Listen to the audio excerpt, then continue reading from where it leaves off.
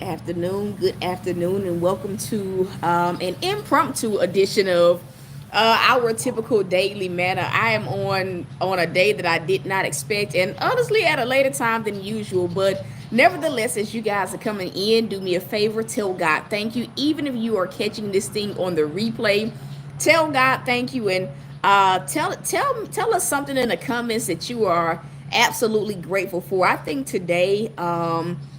I am grateful for the fact that God always has a plan. And if you just follow him, a lot of times we get to a place where we begin to see his plan materialize for our lives. And so I've just been in a place where I'm just like, Lord, thank you for the fears that I conquered on last week, but thank you that you had a way. At the moment, I'm currently watching my neighbors. They have finished bush hogging the rest of this land, and I am just so I don't even think y'all understand. I'm so grateful that I didn't have to do the rest of it.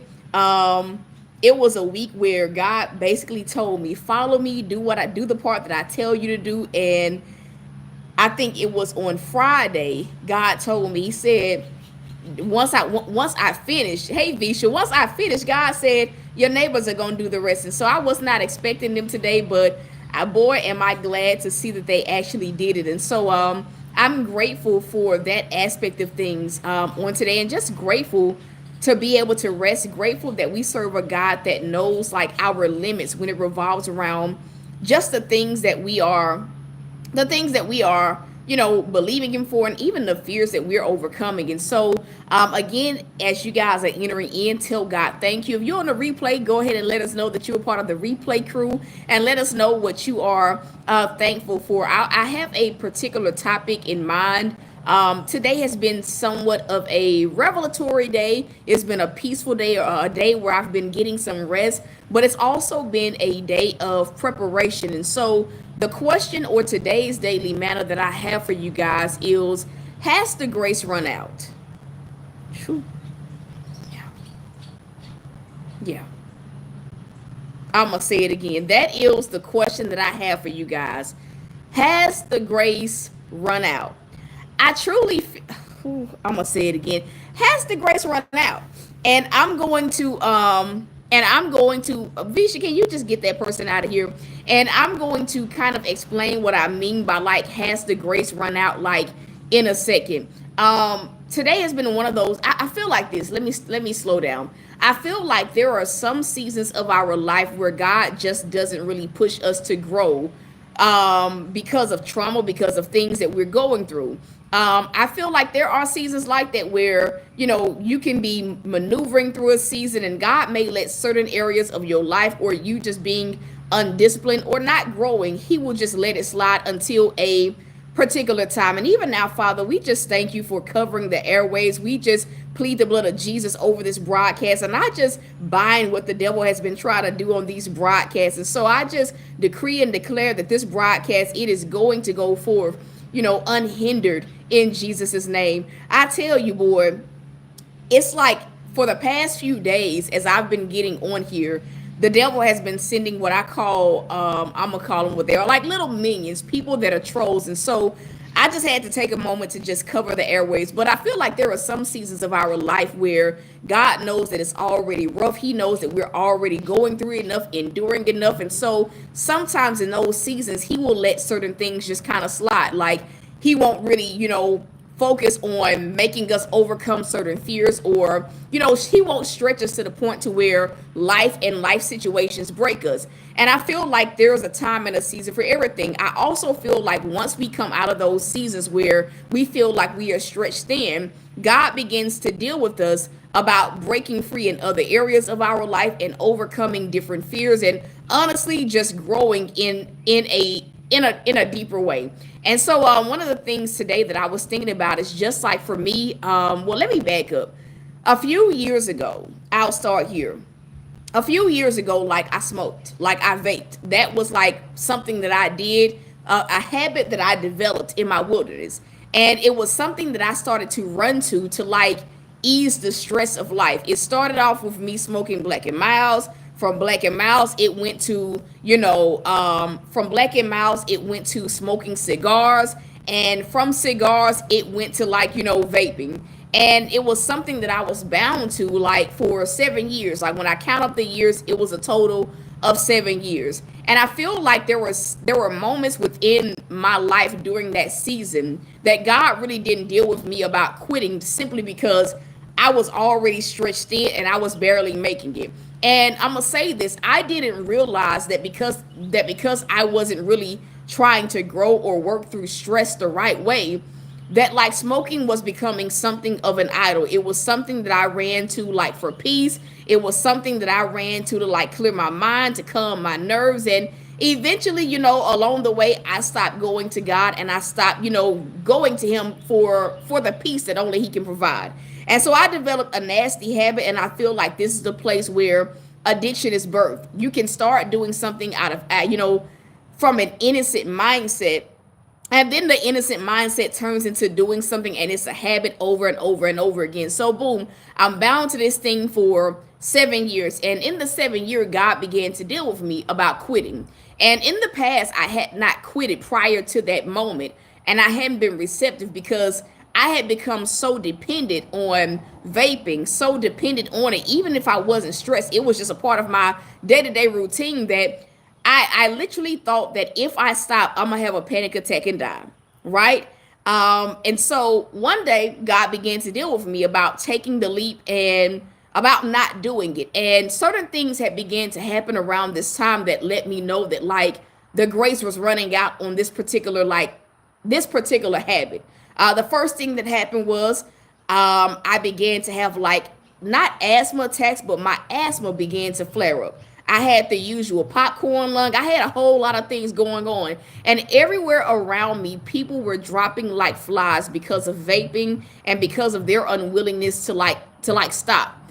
And so long story short, someone that was extremely close to me passed away because of vaping. Like she refused to not vape, she refused to not do any type of drug, and she passed away, and she was found unresponsive by her daughter. And so um at this juncture, I made an executive decision that like I knew that God was telling me like this is life or death. Like, yes, I wasn't dealing with you about this habit before, but do you not see that the grace is running out on you running to this? And so like in that season, like I made a decision to like stop, because I knew that not only was the grace running out, but I knew that if I did not stop, it was going to be something that really affected me in a way that would have ruined my life and ruined my destiny. And so fast forward to today, it started on yesterday, just God dealing with me about being a better steward of my life. And one of the things that he was dealing with me about was like my health. Excuse me, y'all. It's the hay. But one of the things that he was dealing with me about was like my health. And just like in previous seasons or a few years ago, I went from being a bodybuilder to just really just not really eating the way that I should eat, and I gained a ton of weight. And it's been like a push and pull kind of thing. I stop or I start, and then I stop, and then I start again, and I stop, and it's just been a constant cycle of not of seeing progress, and then I revert backwards, and then I see progress, and then I revert backwards. So yesterday God was dealing with me, and the question that he asked me is, do you not see that the grace is running out? I began to feel that same feeling that like I felt when God was pulling me to like not run to vaping anymore. And it felt like, Lord, you're asking me to make a life or death decision. And the Lord began to deal with me about this new thing that he's doing, and how the new thing doesn't just require like, faith. It doesn't just require our obedience, but the new thing that God is doing in our life, it calls for us to be a better steward in areas where we've been poor stewards, or in areas where we just haven't stewarded our life well at all. It could be something as simple as time management. It could be something as simple as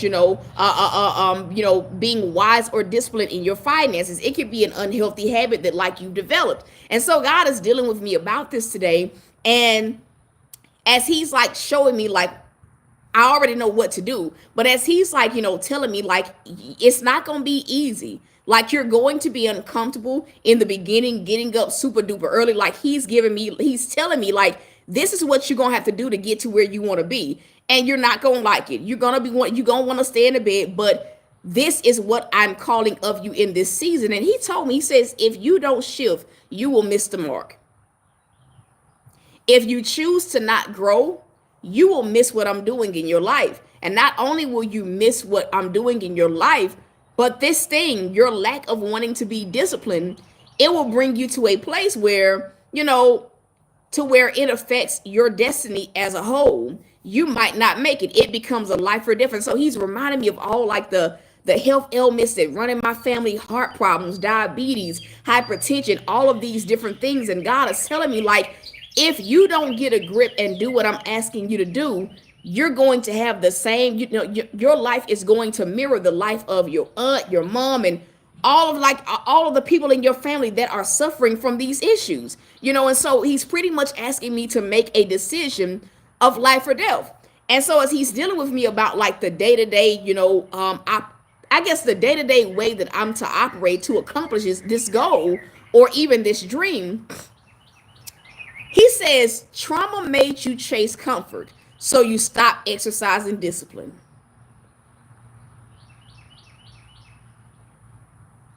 Whew. Yeah. Yeah. I'm going to let it sink in. Because he's dealing with me and he's like, the things that I'm asking you to do are things that, like, this is not foreign to you. Like, you're accustomed to, you used to do this on it for years. You did this. So it's not that I'm asking you to do something that you've never done, but what I am asking you to do is to be disciplined in what I need you to do to get to where I want you to get to. It's the only way. It's the only path to freedom. Like the same way, like when I was bound to like smoking, the only way to like freedom and true peace was for me to quit. And I feel like a lot of times when we get comfortable, being comfortable, a lot of times we, it's like we feel like there's an easier way to get to the place that God is calling us to. And so again, God told me, because I'm thinking about like, why has it been so hard? And he said, traumatic seasons, traumatic circumstances made you cling on to comfort to such a degree that you stop being disciplined. And then check this out. He reminded me of what like an old pastor of a church that I went to way back when said. It's always stuck with me. This pastor said, wherever there's a lack of discipline, like that, a person will lack success. God took it further, right? I'm going to say it again. That pastor said, whenever Pastor Joel Sims, what he said was, wherever there's a lack of discipline, there will be a lack of success. God said, wherever there's a lack of discipline, your life will not only be chaotic, but your life will be on a downward trajectory. Y'all ain't got to talk back to me. I'm going to say it again. The pastor said, wherever there's a lack of discipline, there will be a lack of success. God took it deeper. And the Lord said, like, wherever there's a lack of discipline, your life will be chaotic and your life will be on a constant downward slope. So it's like, think about some of the areas that like we are believing God for, you're believing God for. And like, especially the areas where that maybe you can show up and be a little bit better, especially the areas where there's been, those convicting moments of God telling you that change has got to happen, even if it's something as simple as being in wrongful alignment with people, having the wrong people in your circle. Like sometimes we can get those checks and balance. Did they get stuck? He got stuck. Sometimes, we can get those checks and balances and we just ignore because we feel like, because trauma has made us seek comfort. Maybe God will give me a more comfortable way of accomplishing X, Y, and Z. There is no way to like conquer fear and be comfortable. There is no way to truly serve God. And to be comfortable. So again, the question is, has the grace run out? And let's make it more personal. What area is God calling you to a higher level of stewardship? I think they got stuck. Yeah, he done got stuck. Yeah. Definitely stuck. I knew it. I'm going to say it again. Has the grace run out? But more specifically, In what areas of your life is God calling you to a higher level of like stewardship and a higher level of honestly obedience? And whatever that area is, show up. Be a week where you hold yourself to that standard of actually showing up in a way that you've not showed up in a long while. And I'm gonna just say this: showing up also means that you understand that you're going to be uncomfortable in the beginning. Discipline always feels uncomfortable until discipline begins to produce the results that you want to see. Whew. Whew.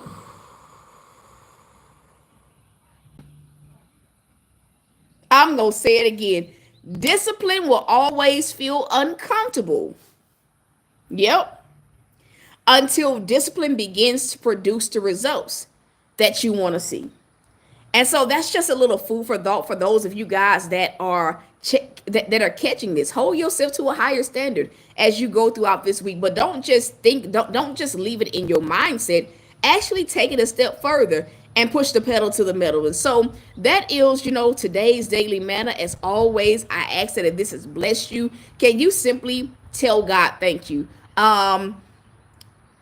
Yeah, if you have not clicked the thumbs up button, the like button, please do me a favor and hit that like button. Even if you are catching this thing on the replay, just go ahead and hit that like button for me. That is all I got, y'all. I pray that this gave you exactly what you needed it when you needed it. If you feel led to sow, you absolutely can sow. The ways to sow are always in the description of every single video. Today's number is the number 5. Whether you sowing $5, whether you're sowing $50, whether you're sowing 15, whether you sowing 500, you let the Lord lead you, and you just label this your grace to succeed seed. And so that is actually it, y'all. I love y'all.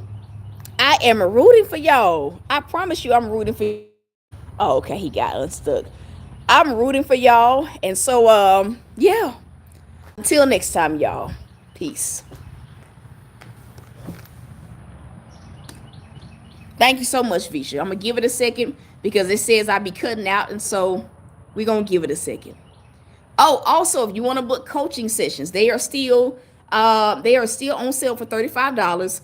And I do have a few openings this week if you know that you want that one-on-one time with me. And so the website is thoughtsbyt.com. If you need to send your prayer request to the contact us page on the website. And so that is it, man. I love y'all. I'm rooting for y'all. And so till next time, y'all.